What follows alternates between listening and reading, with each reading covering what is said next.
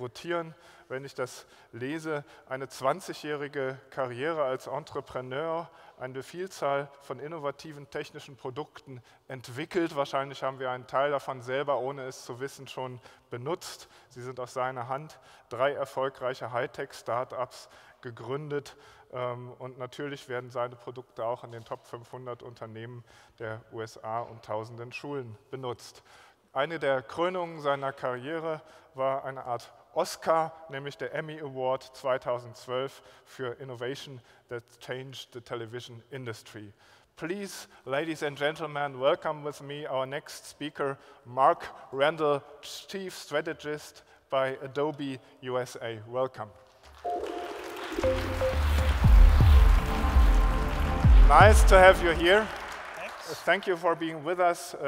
The subject Mark Randall will talk to us is driving disruptive innovation. Please, the stage is yours. Hello.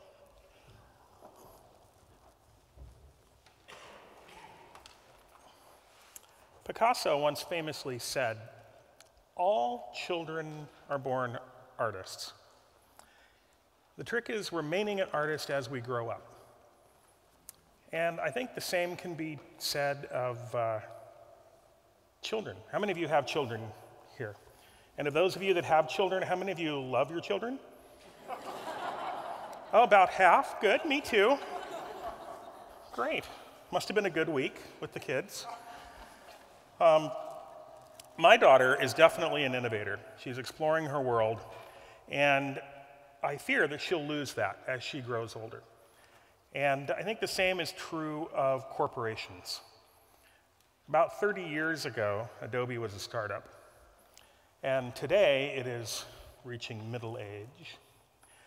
And it grows more challenging to remain innovative as we get larger and more successful. So I want to share with you today the story of how we're approaching doing enterprise innovation. We've got a new way to do it that was invented at Adobe. And I also want to share some of the specific techniques from that with you. So it all started with an email that I got from my boss. And this was a typical email from my boss.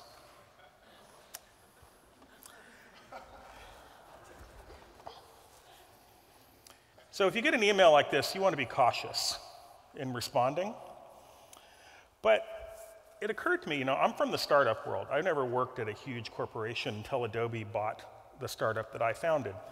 And now that I've been at Adobe, my largest company was a few hundred people. And Adobe is an incredibly successful organization with 11,000 employees, over 100 products. My first thought when I read that sentence was, well, isn't Adobe already good at innovation? Like, why do we need to be better? Well, actually, we are big and successful, and that is the problem. So why is being big and successful a problem? It's a problem if you want to do innovation inside that organization. There is a book. This is Clayton Christensen, the Harvard Business School professor, that wrote a book a number of years ago called The Innovator's Dilemma. How many of you have read? Is this translated to German? Yeah. It's a pretty cool book. It's frightening.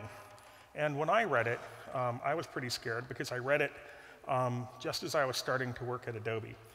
And basically, the thesis is the things that make you good at being big are the very things that make you weak at being nimble and fast.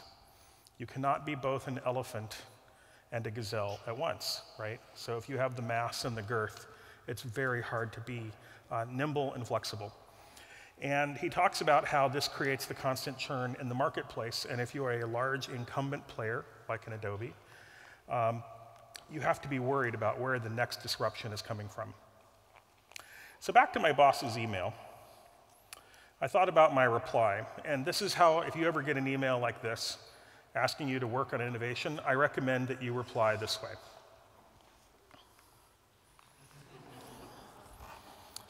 Because it turns out that there is more than one kind of innovation. And in fact, there's dozens of different definitions. And I wanted to find out what my boss was interested in. So there's incremental innovation, and that's primarily considered doing a new feature in an existing product would be an example of incremental innovation. There's sustaining innovation, which would be doing new products in an existing product line.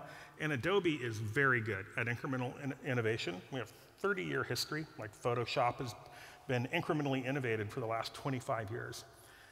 We're also pretty good at sustaining innovation.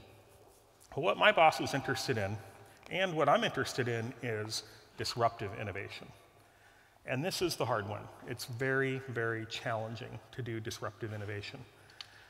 I was afraid he was going to say disruptive innovation, because if he said incremental, I'd already be done. So you can't plan or schedule a disruptive innovation. It's kind of like trying to plan or schedule falling in love. It just doesn't work that way. And you can't, oh, he asked me, like, you will need to know the budget for quarterly planning purposes. And it's a little bit ridiculous to even think of it in those terms. But you can get 100x return if you can do this and do it effectively.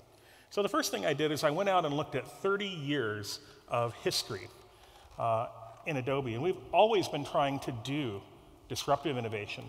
And we've had different innovation programs. And in fact, Adobe has done almost everything I've ever heard of in terms of we've done ideathons and boot camps and seed idea exploration camps, all sorts of different things. And none of them really worked on a sustainable basis to come up with disruptive innovation. They came up with lots of incremental innovation, lots of sustaining innovation, but almost no disruptive innovation.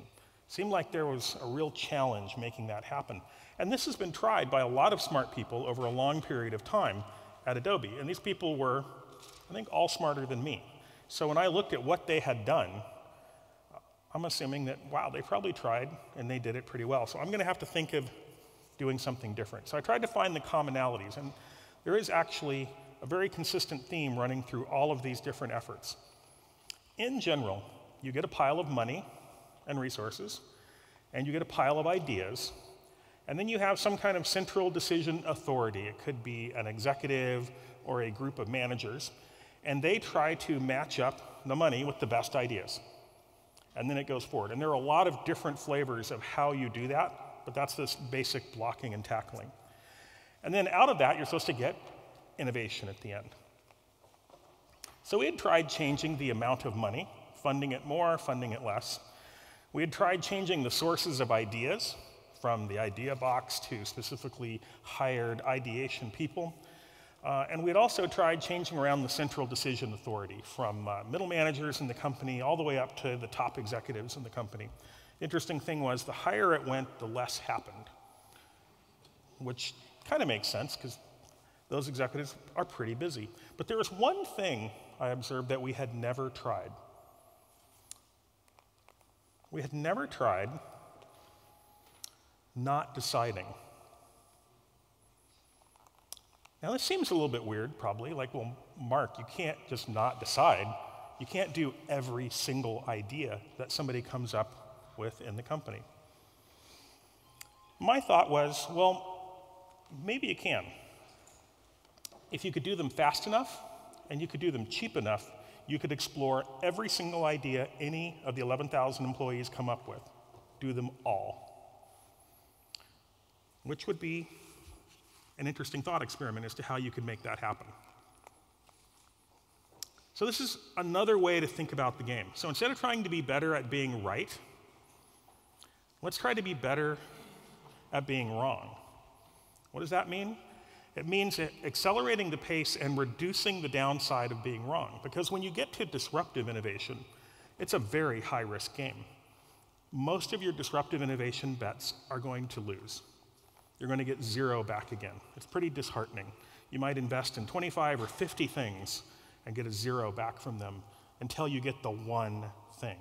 So it's a law of large numbers kind of game. It's a super high payoff, but a very rare occurrence. It's a black swan kind of problem, very rare. But when they happen, they have enormous returns. So what would something like that look like? Well, I tried to think about a smooth gradient because I had done disruptive innovation at Adobe, and I've been somewhat successful at causing some disruptive innovations to happen within the company. But I'd never participated in any of those processes. In fact, I kind of routed around them, because why would I take my idea that I think is pretty cool and go to some group of executives that are supposed to evaluate which ideas get funding and say no to most of them and say yes to a few? I'm thinking, like, the odds aren't very good. Why would I go to those guys? They're mostly just going to say no. So I started thinking about employees when they have a napkin idea.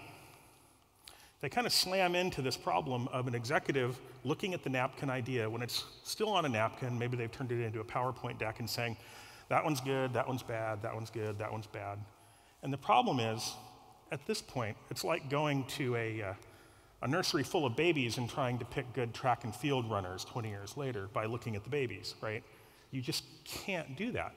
So we have this sense of false confidence that we can actually pick winners. And the truth is we can't. The world's best venture capitalists hit about 1 in 12 times. And as I try to remind my peers inside of Adobe, we're not that good. They're the pros. We don't do it all the time. So we're going to be less efficient than 1 in 12 times in all likelihood.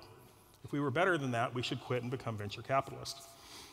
So the problem is that people have these ideas and they slam into this, and it makes no sense to me, because ideas in the startup world change a lot.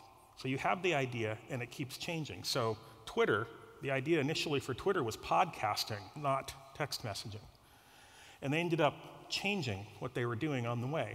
And about half of startups end up fundamentally pivoting what they're doing into a new business on the way, after they're already started. So why wouldn't ideas inside a large corporation be the same way? So if we're picking things and saying winner, loser, at the beginning, seems like maybe we're kind of missing something.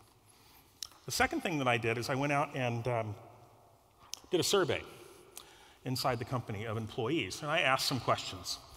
The first question I asked is, hey, would you like to participate in more innovation at Adobe? Here's the good news. 94% would like to participate in more innovation. Which brings up the question, what is stopping them? So I asked, and you know what? The answers actually make sense. Not enough time to pursue the innovations they're thinking about. Not enough money, so funding is an issue of money being earmarked. We earmark money for incremental innovation and for sustaining innovation, but they're not getting earmarked money for disruptive innovation. This one's interesting. They're not sure it's a high priority for their manager, because the manager is responsible for delivering the next version of Photoshop or whatever, Acrobat or whatever they're working on. The employee is interested in this disruptive innovation idea that they have, and suddenly we have the manager and the employee with different alignment in terms of motivation. And so this is a problem. Another interesting one is they're not really sure when it comes, it's obvious, like, hey, they've got ideas for new features to go into existing products and maybe even some new products to add to an existing product line.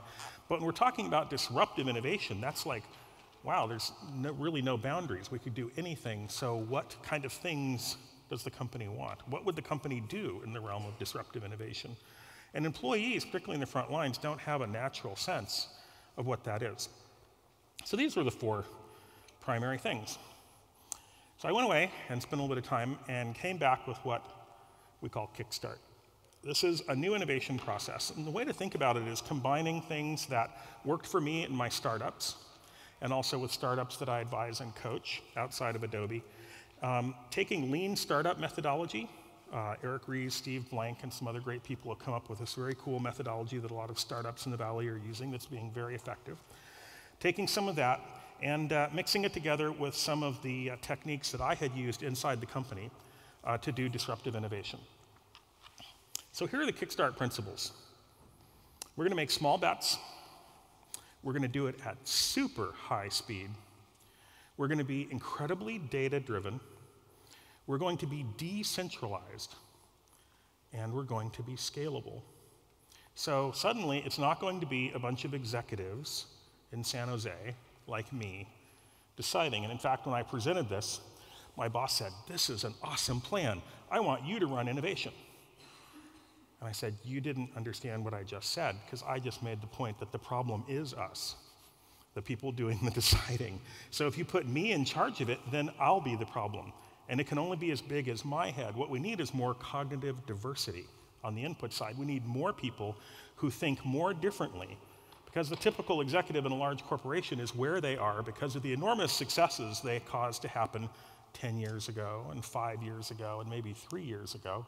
And it's fine if you're not in a changing industry, but if you're in an industry undergoing upheaval, the very things that we were good at that got us to be senior executives in the corporation may have changed right underneath our feet, and we don't even realize it. So it's actually about redistributing power, control, and authority inside the corporation. So it's a pretty subversive activity. So the old school way of doing things is we would generate some ideas, however we did that, and then we'd pick them. We'd try to pick the winners. And then of the few winners, it might be 1 in 100, we would fund development.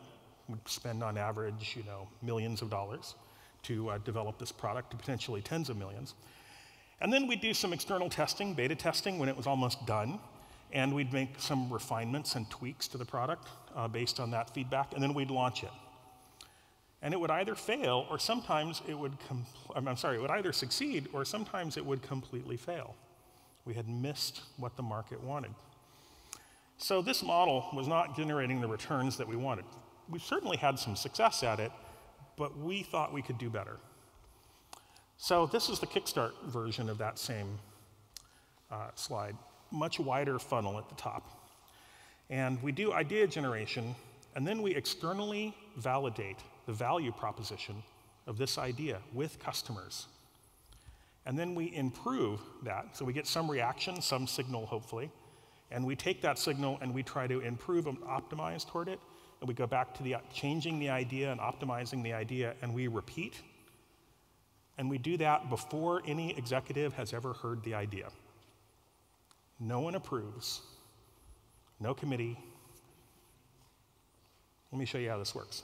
Then they hit the selection process. And so now, for the first time, it actually hits a gate that it has to pass. But we set up a little bit different gate. The gate before was you had to find this one central person or small group of people that are in charge of approving new projects. And they would say, well, this one's approved and this one's not. Under Kickstart, the model is the approval can be from any mid-level executive inside the company, and there are hundreds and hundreds across the world of mid-level executives. And all the innovator has to do is find one to say yes. So the innovator can have 300 of them say no, and if he can find one to say yes, he goes through the next gate. Now remember, the reverse was it used to be like a sorority initiation or whatever. Every girl had a black ball, and one black ball and you're out. Now it's like, hey, one green ball and you're in. So we've inverted that. So we've created a lower gate at a much faster pace and a lower cost. Then once the prototype is working, after we've perfected and iterated that, we go through a higher gate.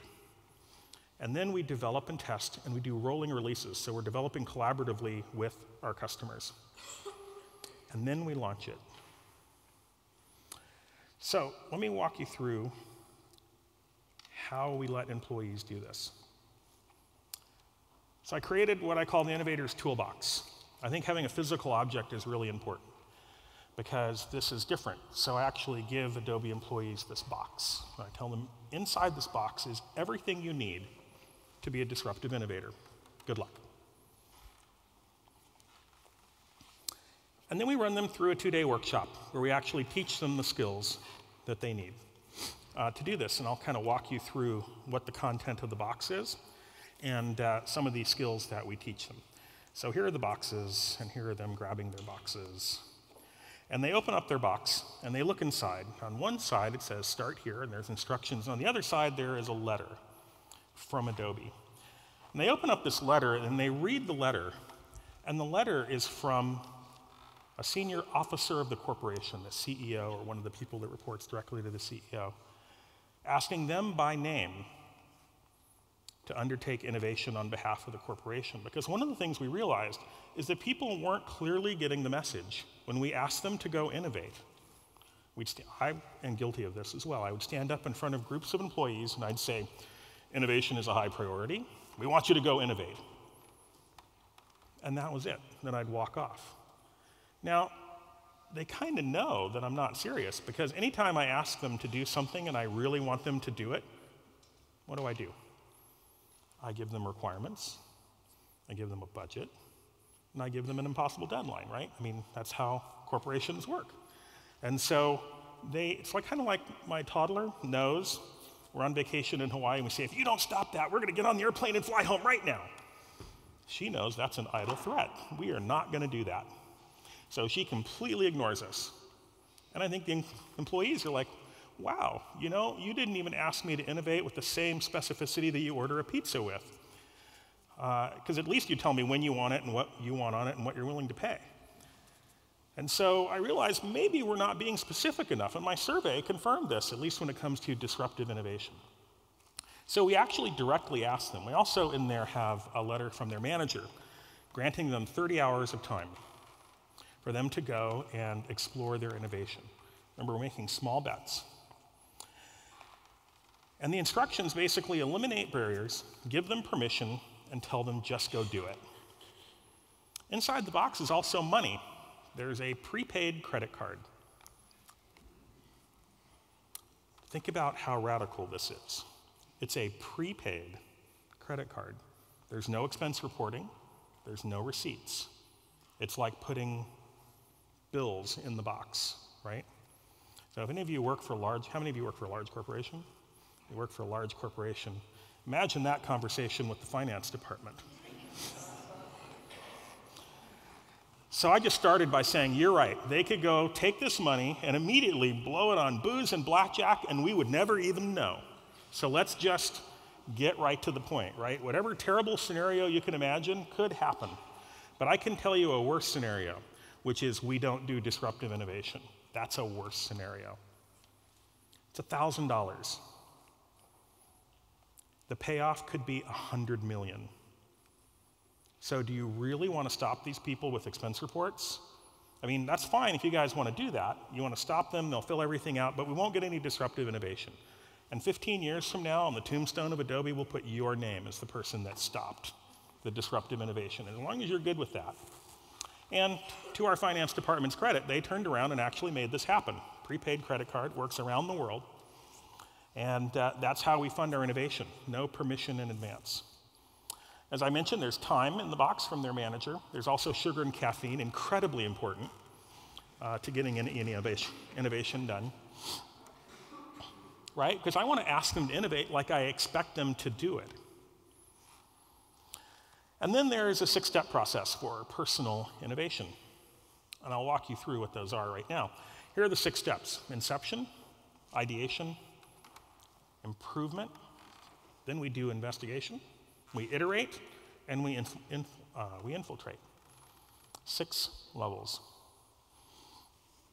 And if they beat the red box, because each level has specific requirements that you have to complete before you can go to the next level. And if they go all the way to level 6 and they beat the red box, there is a fabulous prize: a blue box. So think about what's happening here. The blue box has more stuff in it. We never tell them what's in it. If you want to find out, you have to earn one. And so the point is that without going to a senior executive, they're already moving over a series of gates, but they're much lower. And nobody in San Jose is making any decisions or even knows what the ideas are. So this is pretty cool, because now we've set up a smooth gradient. Instead of these huge steps, now they can move up the gradient as they're evolving their idea. And how are they evolving it? Well, let me show you. We'll walk through the steps. The first step is inception. I think this is the most important step. Inception is about motivation. What motivates you? Your business and personal motivations are incredibly important. I personally have never innovated anything for the company. I don't believe you can pay somebody to love an idea. You can pay them to dig a ditch. You can pay them to write some code. But you cannot pay them to love and be passionate about an idea. They'll pretend to love and be passionate about an idea.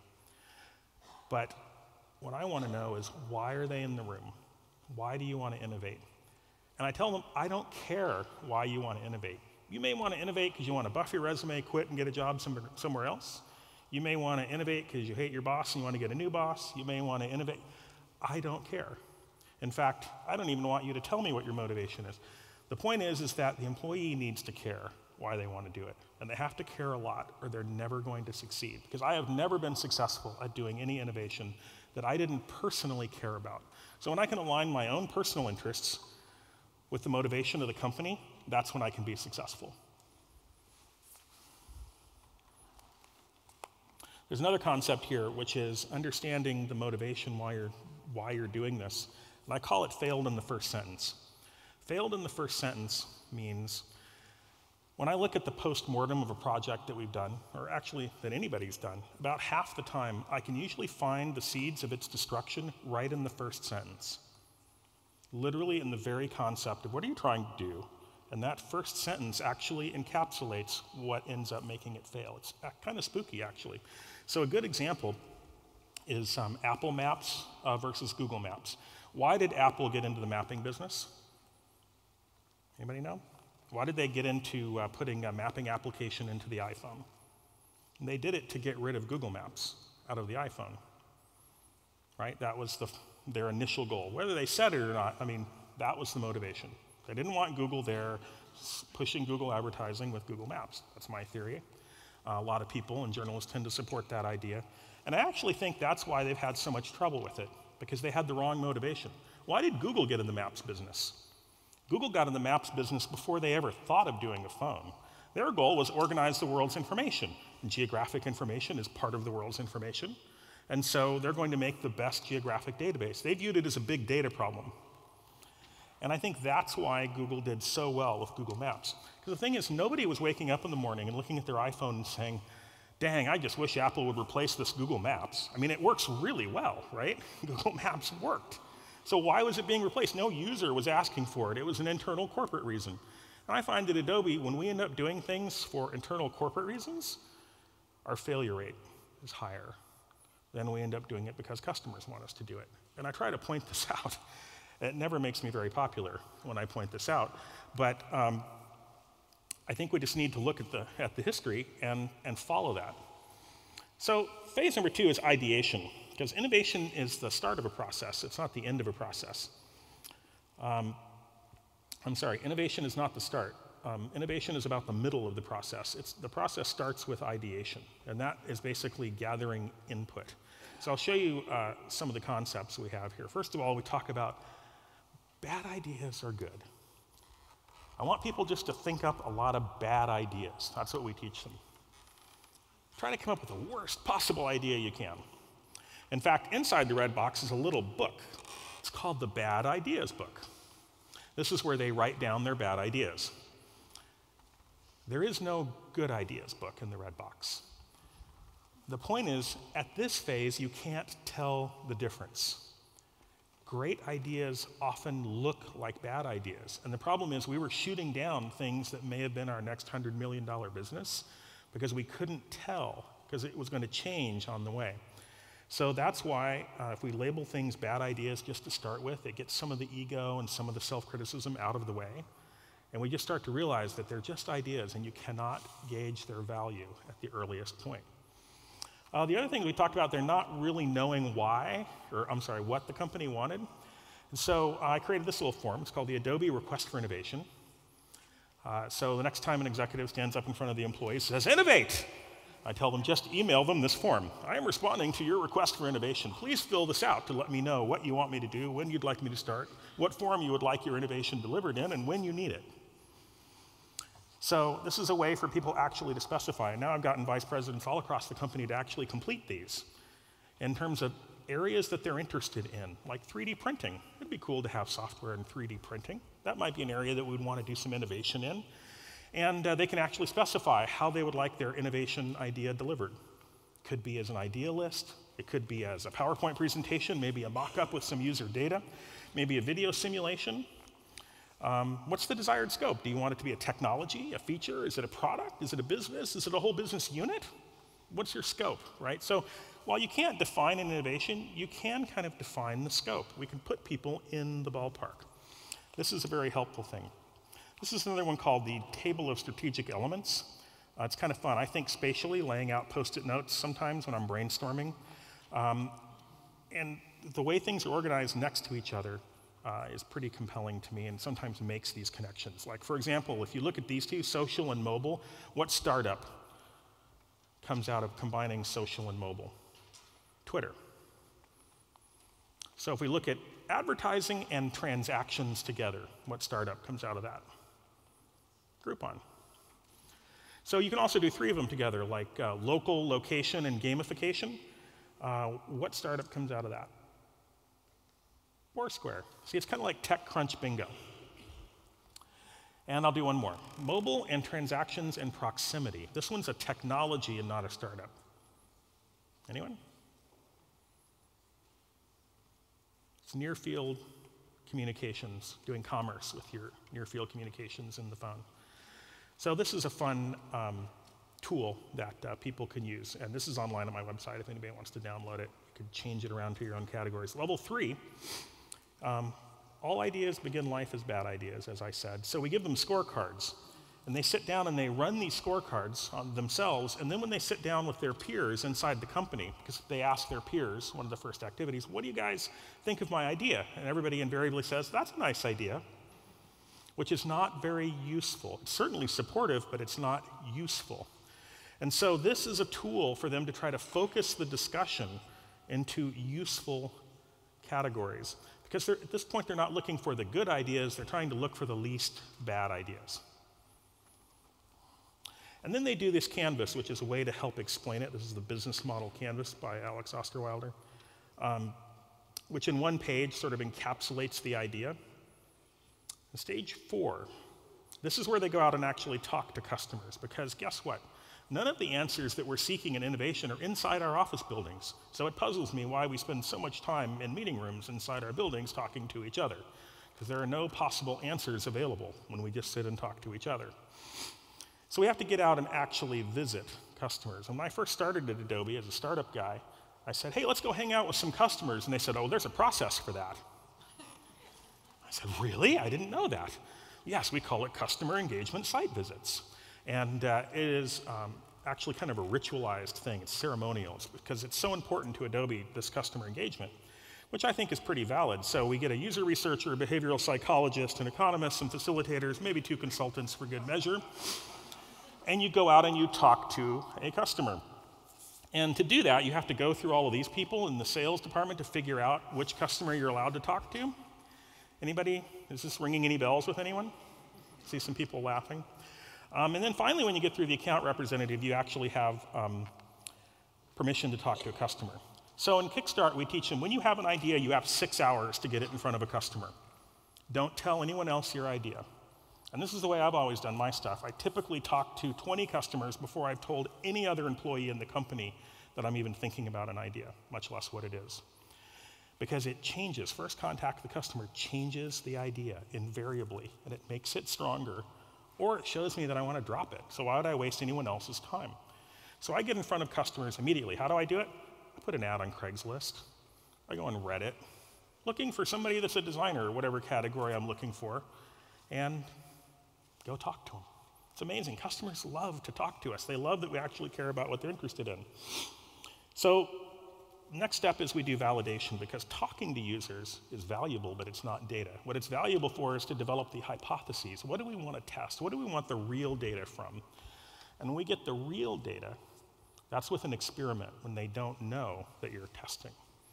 So we say that value must be measured in its natural environment. That means wherever they're going to make the purchase decision, that's where the value needs to be measured. So often we do it through a website, putting the value proposition on the website and inviting people to come to the website with AdWords or Facebook ads and having them respond. They may answer a survey, they may go through and give us their email address, we can contact them for follow-up and actually talk to them, but they're really engaging, and they're doing it in the way that they would probably engage if it was a real finished product, or when it becomes a real finished product. So we're actually kind of testing the ad first before we build it. And once we've got a positive signal, then we go to level 5, which is iteration. An iteration is where we refine the hypothesis, we get to the second question, which is often more interesting than the first, and then we discover, validate, rinse, and repeat until it's a good idea. And we've started to get data. Level 6 is the final level. Here is where we call it the boss level, because here's where you go and actually sell your idea back to the company, because most innovation is actually salesmanship. And so they need to go back and sell it to an executive investor, which means they get a small amount of money from any executive in the company, from that executive's budget to help fund their idea. It could be somebody in HR funding an engineering thing. It doesn't matter, it could cross any boundaries, but one executive has to put their name on the line and said, I gave this small amount of money to this person because I think their idea is interesting. Interesting thing, this is what I teach our employee innovators, is if you come to me with an idea, and in your opinion it's a good idea, and in my opinion it's a bad idea, who's going to win? Right? It's a game called Hippo, highest paid person's opinion. Right? You know who always wins that, right? The highest paid person. Unfortunately, the highest paid person is often wrong. And I am often wrong as well. So I can be wrong. The interesting thing is, if the highest paid person is rational, which at Adobe, for the most part they are, thankfully, data wins. So you want to go to the CEO and he hates your idea. I teach him, here's how you respond to that. Our CEO says, I don't like this idea. You say, how many were you going to buy? Oh wait, you get them for free, so you weren't a customer. Do you want to look at my data from 1,000 customers that do want to buy it? So as soon as you translate that conversation from opinions and you come in with actual data, you can win. Any employee can win. So, where are we? Results so far. 7 blue boxes have been achieved. The first one was actually by an engineer who's German, based in our Hamburg office, working by himself. We have super high employee engagement, and it's already impacting our existing product teams. They're using some of the same methodology on our current shipping products, not just exploring new innovation. We're fundamentally changing the game. So last year, we tested, put in front of customers, a little over a dozen new product ideas. This year, we're on our way to testing and putting in front of customers 1,000 new product ideas. Thanks.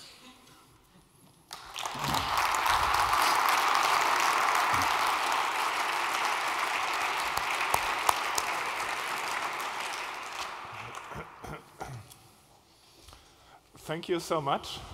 We've learned a lot. Don't listen to